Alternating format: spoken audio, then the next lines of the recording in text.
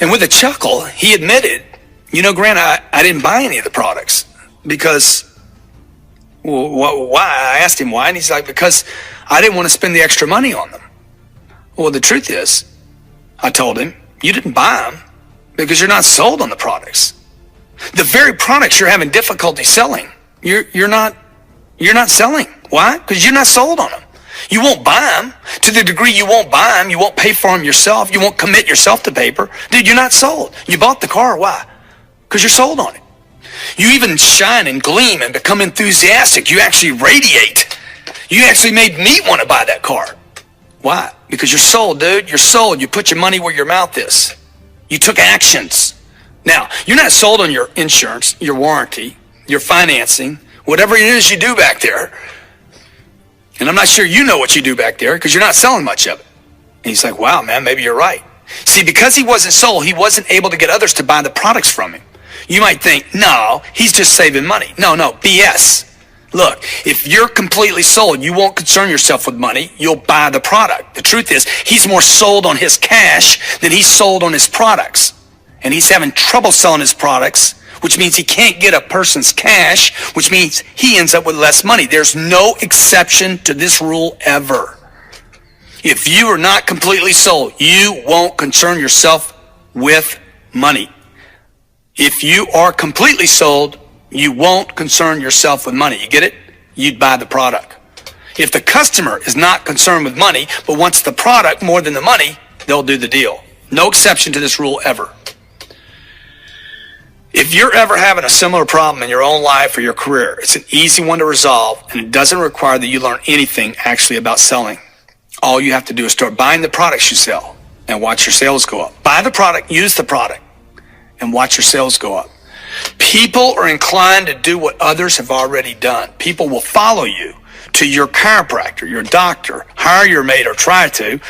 Go to the movie you recommended all because you did it, not because you said it.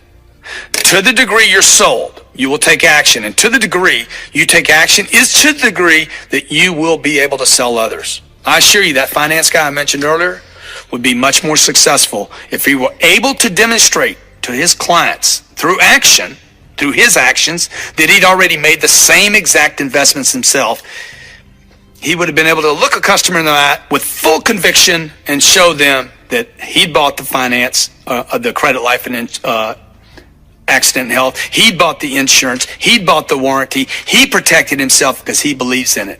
He could show them that he did it, that he put his money where his mouth was. And because of that, he was sold himself. By the way, this guy took my advice and his income increased 4 times by making that investment.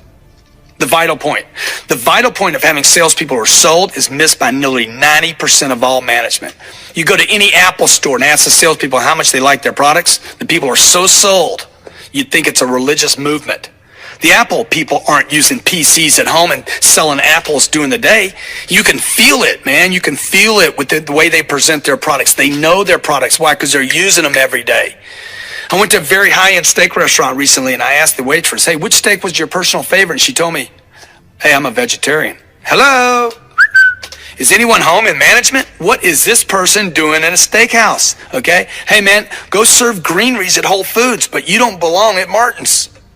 See, I personally would never, and my wife's a vegetarian, but I wouldn't have her sell steaks in a steakhouse I'm going to ask the question, and she can't say she eats the meat. I would never, personally, management, hire a salesperson if they weren't willing to buy and use the products that we're selling. I also wouldn't hire a salesperson that wouldn't buy the product because he didn't have the money. You hear this? I hire a guy, he doesn't have the money, and that's the reason he won't buy it. Well, then borrow the money like the rest of the world. If he truly doesn't have the resources, get him a credit card, get him a payment plan, take it out of future commissions. Sell that product to him so that he can tell others how he loves it so much, uses it every day. They should have it, and they should also go into debt over it. That's selling. That's the vital point. Sell or be sold. Additionally, I wouldn't hire a salesperson that wouldn't spend money. Now, this is very important.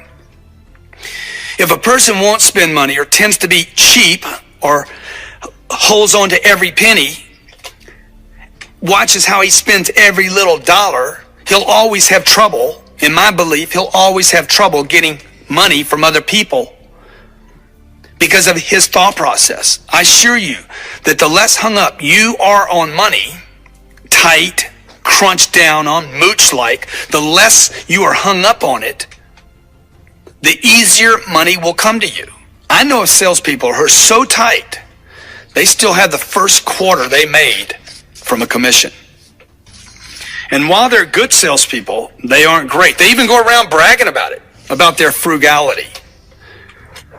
I am convinced that they would have reached much, much higher income levels had they not been so tight, squeezing down on what they had or had already earned, because they'd have gone out and produced more had they been a little looser. If you're tight on money, you think everybody else is. See, if you won't buy it yourself, then you're not sold yourself.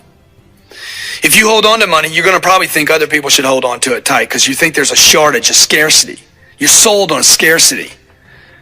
If you can't pass the simple test of being willing to buy your product, go in debt for your product, suffer like you're asking other people to do, you will never be able to sell in numbers that will make you a great. You have power.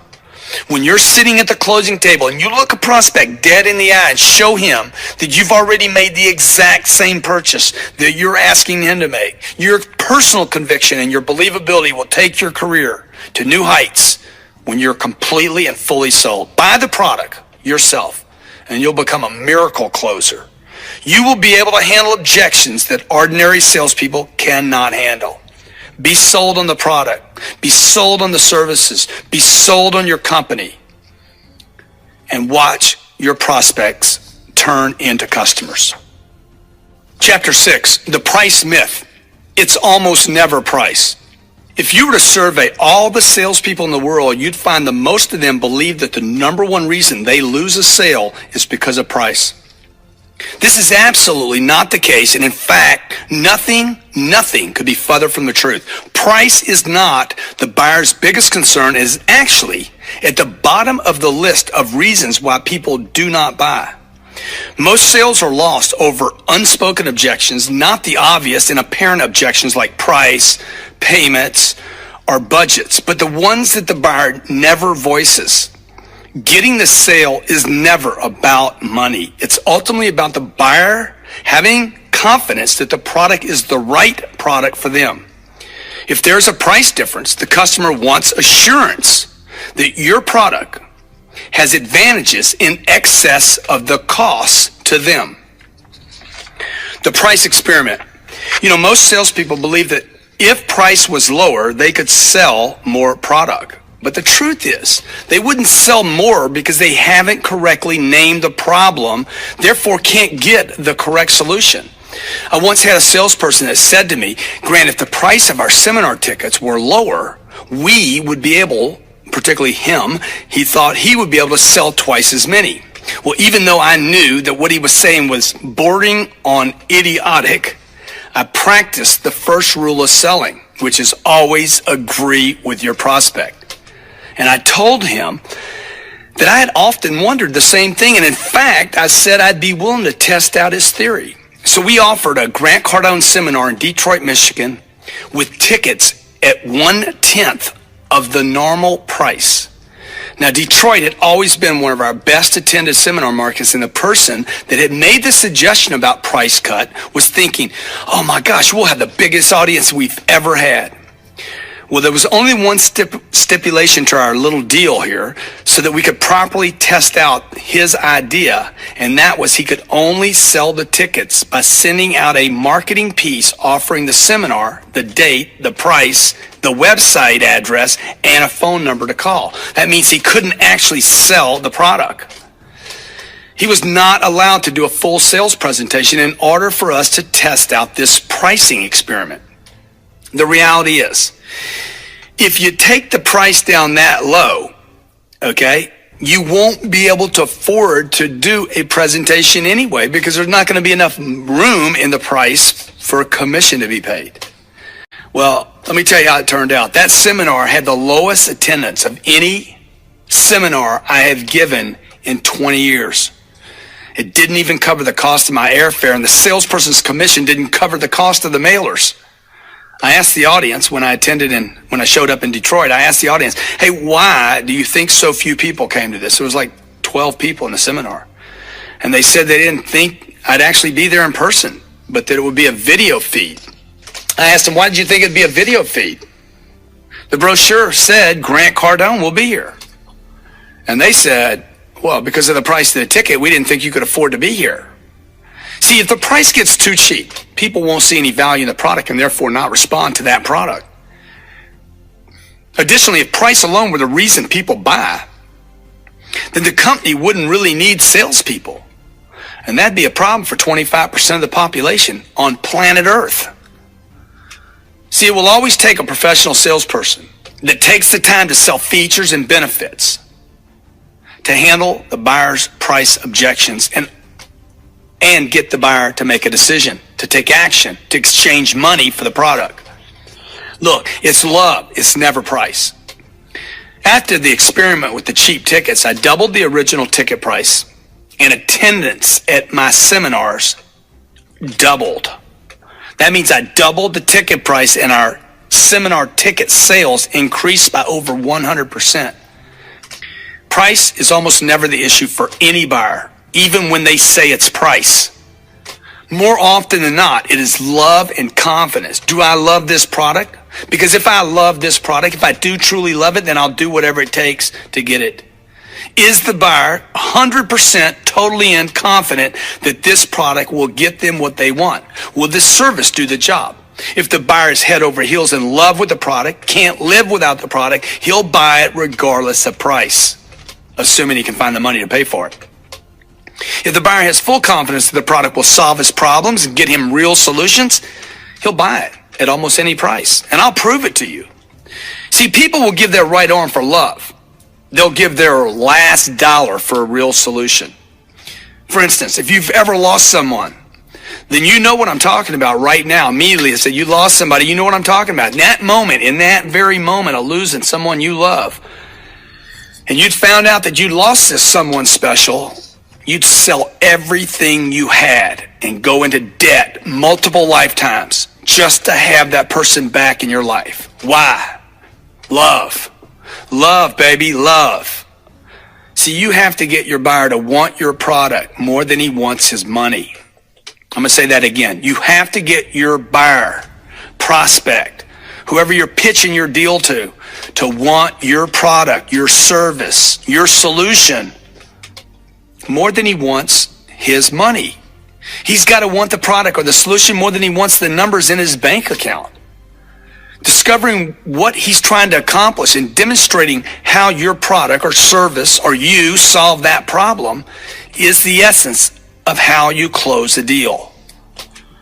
Certainly there's the issue of the product being out of someone's price range, but that's the point I'm trying to drive home. If they really love it and it will really solve their problem, they'll figure out a way to come up with the money if they're absolutely in love with the product and confident it will solve their problem.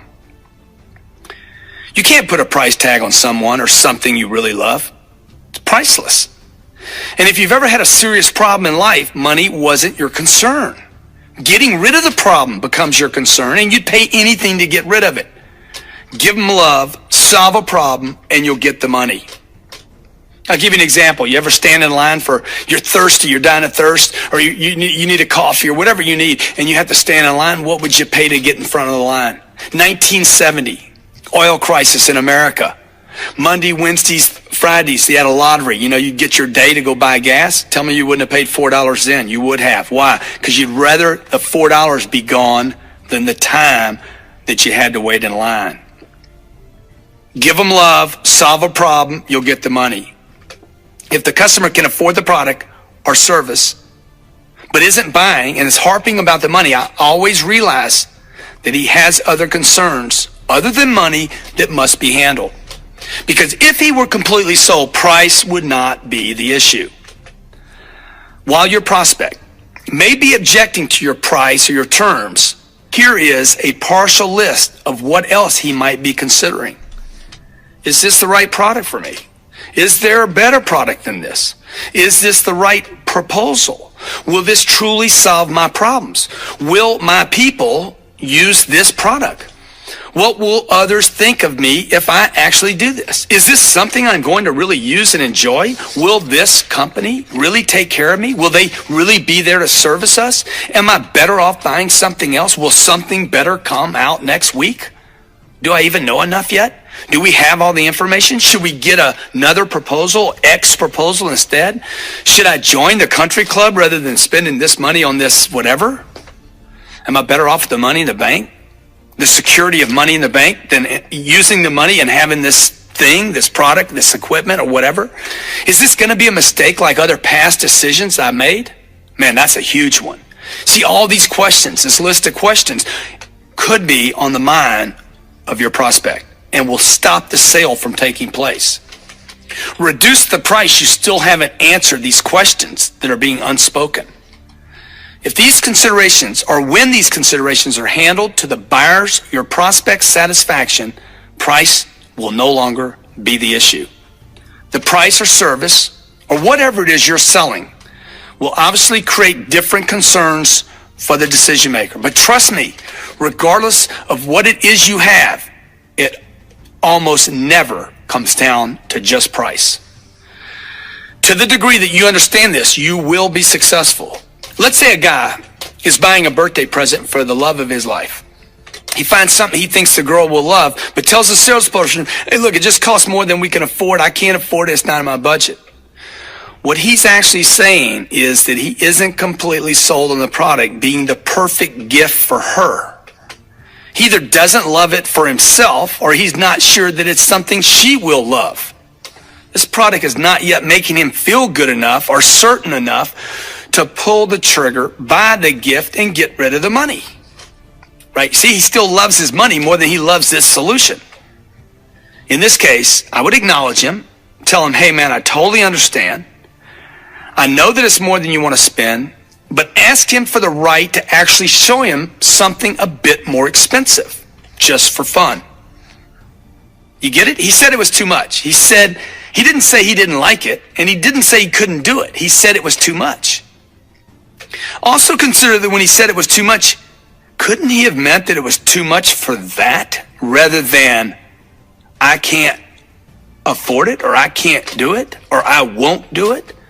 Maybe, just maybe, he'd rather spend extra money and get the gift he knows he will love and she will love. This is called move up, don't move down. Most salespeople make the mistake of offering something for a lower price when faced with price objections. This is an absolute incorrect solution based on the false belief that price is the reason people don't buy things. See, when you move a customer down in price is a way to solve the problem. Watch, when you move the customer down in price or offer him something cheaper, he's actually less likely to want the next product, the down product, the solution, a price objection. He's less likely to want this product if he didn't want the first one. This will then cause the buyer to think you have no solution and that he's just wasting his time shopping with you. By moving him up, remember the little test? Hey, let's just look at this instead, Even though I know, by moving him up rather than down in inventory, you'll actually get him thinking in terms of value and find out whether his price objection is valid or not. If he believes that his girl will love the gift and he really wants to make her happy, I'm assuming he really wants to make her happy or he wouldn't have come in here, then showing him something more expensive will actually get you closer to a sale. Remember, more than anything else, he wants to make a good decision. At this point, he'll either demonstrate that the first product was the wrong choice by the simple fact that he's now looking at the more expensive option, or he'll tell you that he needs to move in the other direction with something that costs less. Either way, you've got him shopping with you, not negotiating with you. I could even show him a completely different line or product, knowing that he can, or we can, always moving back to the original. See, I want to exhaust my inventory and choices. I don't want to exhaust my price. That's what most people do. They exhaust price and end up not making any money. Remember, the number one reason a business fails or an individual fails is the inability to capitalize themselves because they were unable to sell products in quantities great enough at speeds fast enough. And price is an integral part of that calculation. I remember a customer once told me that my product was too much money, and I was unable to close him because of that. He left me and bought a product. He actually sold me that the price was too much, left me and bought a product for $150,000 more than I was offering him, and did it for my competitor. And I had the same product. I could have sold him for the extra 150 grand. See, when he told me it was too much money, he was really saying it's too much money for the solution you're offering me. And I bought it. I just bought half of it. It's too much money. I didn't hear the other part. It's too much money for that solution. I'd rather pay more money and get the real solution. See, you'll discover that many of your price objections will be solved with more expensive solutions as are solved with lower prices. So today, when I can't close a deal, I always try to move the buyer up to bigger or more expensive products or solutions as the first solution to the price objection. Although this may not make immediate sense to you and actually be contrary to your thinking, I assure you that it will prove successful for you, as it has thousands of other salespeople. If they'll at least consider the more expensive option, I know I'm on the right product line and that they're still in question about it. See, this is called closing with inventory. It means price is not the objection. Love and solution are the problem. I've had thousands of customers tell me that it's either too much money, over their budget, or they can get that uncomfortable money look on their face. You know what that's like? That cringe, I can't do this. See, I'll immediately move that buyer up to a more expensive product. Why? Because they're telling me it's too much money for that product or service, or they're not sure that product will solve their problem. The truth is, the buyer would rather pay more and make the right decision than pay less and make a mistake. The buyer would rather pay more and get a solution than pay less and get partial solution. The buyer would rather pay extra for quality than less for quality. Or they know they're going to have to give up some quality. Every customer's made mistakes before, and this is the number one reason why they hesitate on making decisions today. It's not price. It's not payments, budgets. It's never money. It's this. Number one reason I hesitate is because I don't want to make another mistake. It is the fear of repeating a mistake. It is not the fear of spending money. It is the angst of making the wrong choice or buying the wrong product or making the wrong decision that doesn't create a solution that they were looking for more than the price itself. Always show your buyer, your prospect, in your proposal. Always show them how they can spend more as a solution to price, and this will determine whether or not you're dealing with a real price objection. The worst outcome is that the more expensive product will make the one you're looking at, or them looking at, more accessible to them, mentally more accessible, more affordable, and more valuable. And this will actually build value and substantiate your price. Never buy into the talk of the mediocre, average salesperson that you're surrounded with who believe that price is the most important issue, or who promote this idea that if the price were lower, we could sell more products. Just look at their results and then disregard their advice. One time a charity asked me if I'd help out with some fundraising. They told me about this one prospect that they had the wherewithal. He had the wherewithal to make a sizable donation, but they didn't have the wherewithal to get the donation from him. He was very supportive of the charity, but they were having trouble getting him to make a contribution. They had been working with this individual for over a year and had never gotten a penny. I asked them immediately, well, how much money are you asking him to donate? And they said, we're asking him to make a donation of $10,000. We've even asked him for $5,000 and can't get it, $2,000 and can't get it, $1,000 and can't get it. My suggestion was, hey, why don't you ask for more money? Maybe you're asking for too little. Maybe this prospect doesn't like the idea of small contributions. Maybe he believes the small contribution can't actually make a difference. And that's why people are charitable anyway. They want to make a difference. That it might actually be easier to get a larger one than a smaller one. The woman that had been working with this individual looked at me with like disbelief, like, who are you? She said to me, this man is one of the cheapest people I have ever tried to get a contribution from.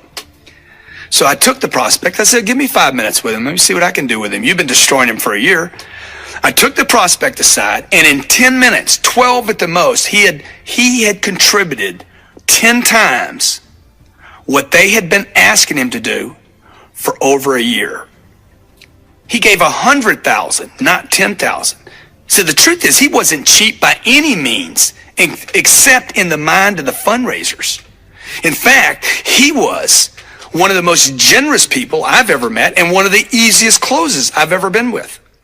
You know, the guy told me, he said, Grant, I hadn't contributed in the past to this charity because I didn't feel the 10,000 would actually make a difference. See, all I did was ask him for the right amount that he believed would solve a problem, which was make a difference. The higher contribution solved his problem. He wasn't getting a product. He's trying to solve a problem. Tip: your prospect is never the problem. Never. Your customer is never the problem. Never.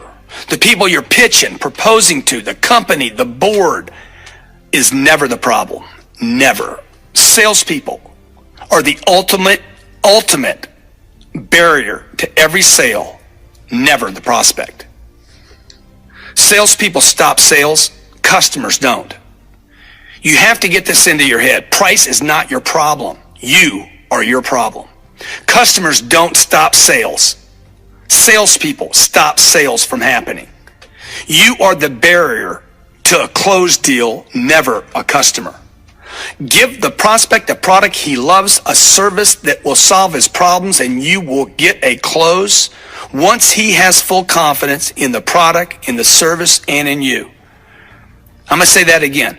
Give the prospect a product that he loves or a service that will solve his problems, and you will get the close once he has full confidence in the product, the service, and in you. There'll be times when you'll have to handle the buyer on money. Sometimes I remind a person, while I agree it's a lot of money for a gift, let's say he's buying a gift for his wife or his husband, or her for the husband. While I agree it's a lot of money for a gift, there's no shortage of money on this planet. But there is a shortage of people who have found love of their life and who know how to show appreciation for that person. Be grateful you have someone to love, sir. Now, how would you like to handle this? See, that's selling. See, he said price was too high. And I'm like, I'm with you. I totally agree with you. First rule of selling, always agree. And I agree it's a lot of money for a gift. There's no shortage, however, of money on this planet. There is, however, a shortage of people who found the love of their life and who know how to show appreciation for that person. Be grateful you have someone to love. See, that'll handle that deal.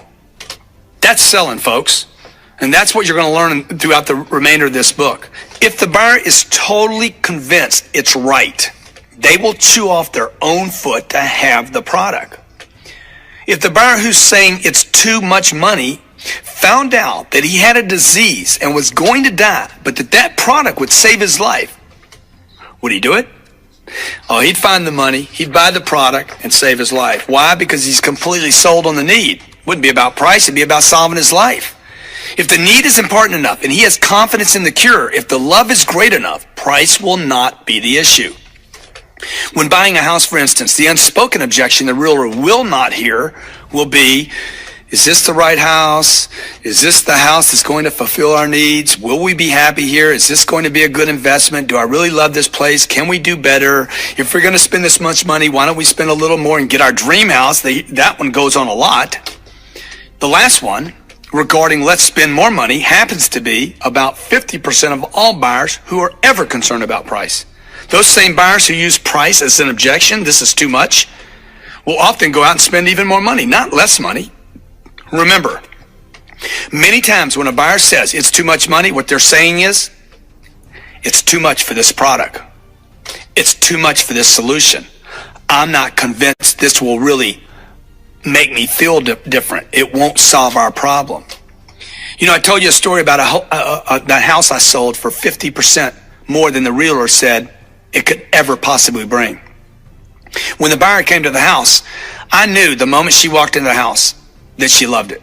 Later, she insisted, 3 days later, after we had a contract, she's like, Grant, I want to get an appraisal done because my account manager, her finance person, said, I'm paying too much for the house and we need to get an appraisal. I explained to her that while I understood she wanted an appraisal and that the account person wanted an appraisal, it would be a complete waste of money and time because the house would not appraise for the price we had agreed on. I told her that the house was overpriced. And because of the overpriced, it wouldn't appraise. I know this sounds crazy, but this is the way to handle this. I went on to tell her that I'd paid too much for the house when I bought it.